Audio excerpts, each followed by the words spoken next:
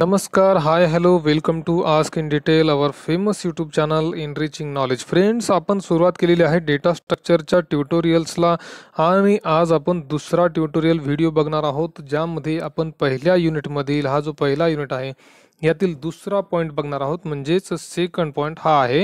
हे जे तीन आपण मुद्दे बघितले, इंट्रोडक्शन, हे आपण मागच्याच याच्यामध्ये पूर्ण समजून घेतलं की introduction, basic terminology, elementary data organisation वगैरे काय आहे ते तुम्ही मागचा व्हिडिओ बघू शकता आणि त्यात काही शंका असल्यास विचारू शकता. तर आज आपण बघणार आहोत की डेटा स्ट्रक्चर म्हणजे काय आणि डेटा स्ट्रक्चरचे प्रकार किती. तर चला सुरुवात करूयात आपल्या व्हिडिओला. डेटा स्ट्रक्चर हेडिंग आहे आणि डेटा स्ट्रक्चर म्हणजे काय तर त्याची सिंपल डेफिनेशन सुद्धा इथे दिलेली आहे. नीट वाचू शकता तुम्ही, स्क्रीनवर दिलेली आहे. Logical or mathematical model of particular organization of data is called data structure. Logical or mathematical म्हणजे काय तर आता मी तुम्हाला उदाहरणार्थ 5 नावं दिली 5 मुलांची आणि मी सांगितलं तुम्हाला की ह्या 5 मुलांचा डेटा कलेक्ट करा. तर तुम्ही त्या मुलांकडे जाणार आणि त्यांना त्यांची माहिती विचारणार. आता माहिती गोळा करण्याचे हे वेगवेगळे प्रकार असू शकतात. प्रत्येकजण आपल्या आपल्या पद्धतीनं करेल. म्हणजेच काय तर लॉजिकल किंवा मॅथमॅटिकल कोणत्याही प्रकारे डेटा कलेक्ट करणे म्हणजेच काय, नीट बघायचं, ऑर्गनाइज करणे म्हणजेच काय, याला काय म्हणतात, डेटा स्ट्रक्चर. डेटाला व्यवस्थित स्ट्रक्चर देणे म्हणजेच डेटा स्ट्रक्चर. ठीक आहे. आता डेटा स्ट्रक्चर देण्यासाठी सुद्धा ती चॉईस आहे आपली की आपण कशा पद्धतीनं ते स्ट्रक्चर द्यायचे किंवा मांडणी करायची. तर हे डिपेंड करतं कशावर, टू कन्सिडरेशन, म्हणजे दोन मुद्दे आहेत. दोन मुद्दे कोणते ते नीट बघून घ्या. इथं पहिला मुद्दा काय सांगितलेला आहे, अतिशय सोपा आहे. It must be rich enough in the structure.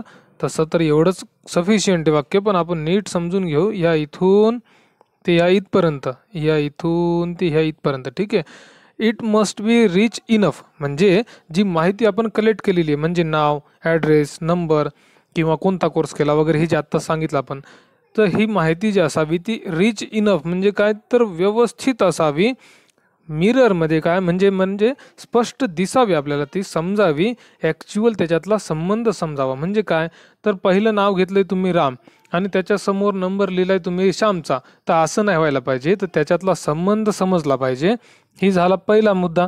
दुसरा मुद्दा काय दिलंय, the structure should be simple enough म्हणजे जे काही माहिती घेतली ती सोपी असावी, किचकट नसावी. म्हणजे हे दोन मुद्दे आहेत की एकतर डेटाचं जे काही तुम्ही कलेक्शन केलंय ते रिच असावं म्हणजे व्यवस्थित असावं, आणि दुसरं दिलेलं आहे ते सिंपल असावं. हे दोनच मुद्दे आहेत आणि या दोन मुद्द्याच्या आधारेच आपण डेटा स्ट्रक्चरचं कलेक्शन करू शकतो.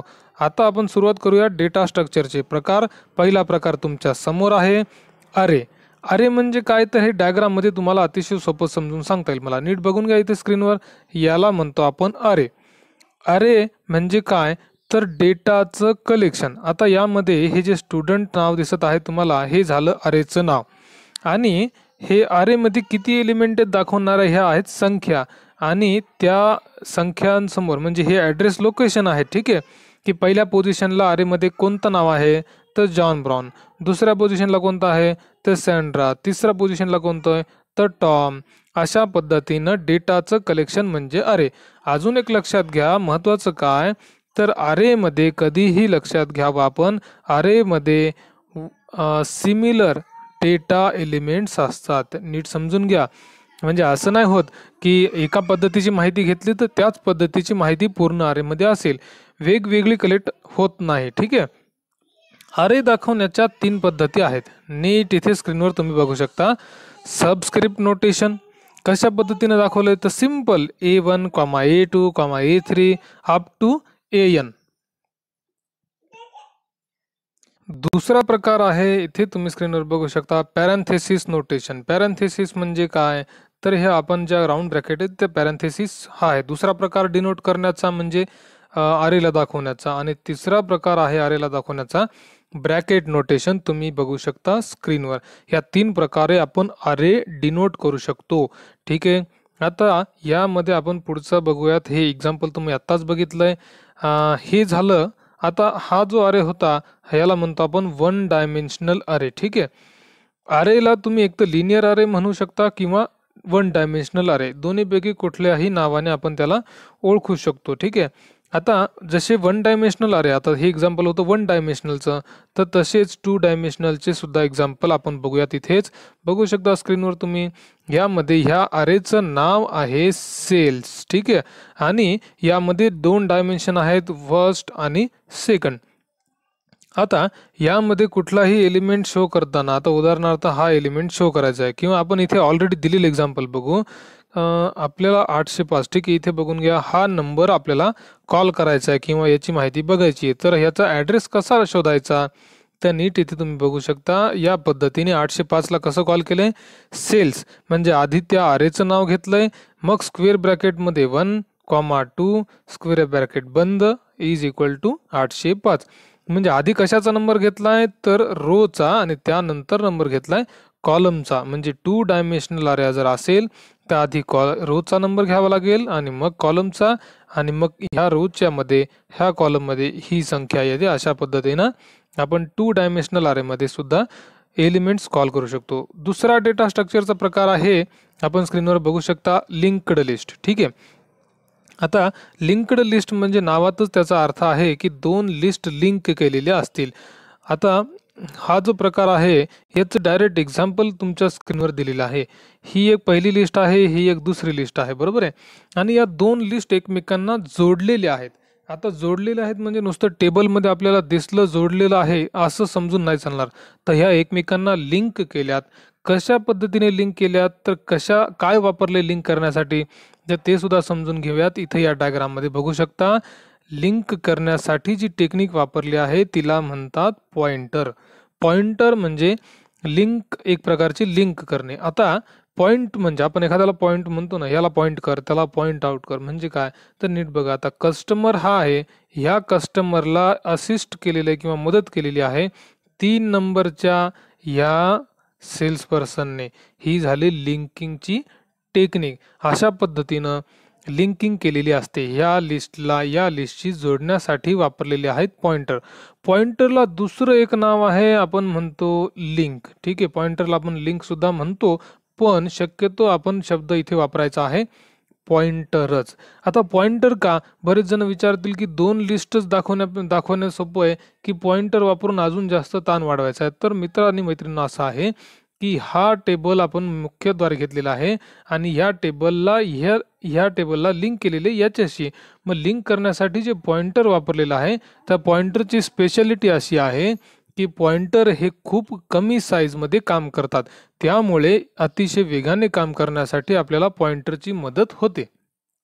ठीक आहे, आता इथे या लिंक्ड लिस्टशी रिलेटेड काही मुद्दे आहेत, तुम्ही इथे स्क्रीनवर बघू शकता.